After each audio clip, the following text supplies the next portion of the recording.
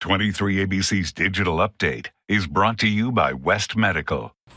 Good evening, I'm Jessica Harrington. And I'm Tim Callahan. Here's what's making news around Kern County. A vegetation fire sparked just north of Lost Hills Thursday afternoon following a crash on I-5 near Highway 46. Kern County fire officials saying the call of a collision came in just before 5 tonight. Crews made their way there. They found the car was involved in a fire, causing a vegetation fire to begin on the east side of the freeway.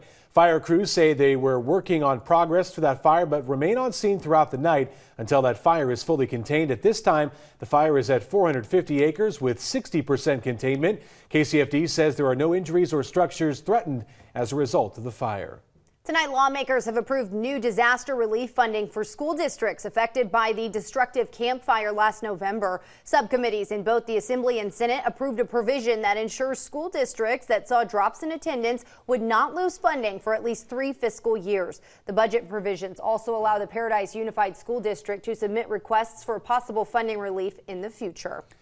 Pacific Gas and Electric establishing a $105 million fund to support victims of those recent California wildfires sparked by the company's equipment. A judge overseeing the major utilities bankruptcy giving the company clearance to establish the program this week. According to an Associated Press report, lawyers for the fire victims said the utility company could shell out up to $250 million to help survivors, noting that PG&E has worked the last month to provide $235 million in bonuses to its employees. An attorney for PG&E company saying, quote, "We are willing and anxious to establish the fund."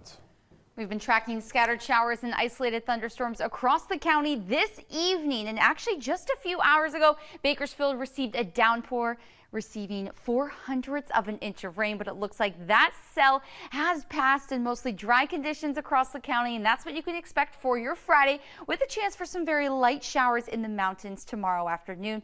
And then we are going to be warming up to 81 degrees by Saturday before our next winter storm moves into the county on Sunday, dipping temperatures down to the upper 60s and then drying out just in time for Memorial Day. And then we will be back to the 80s for next week.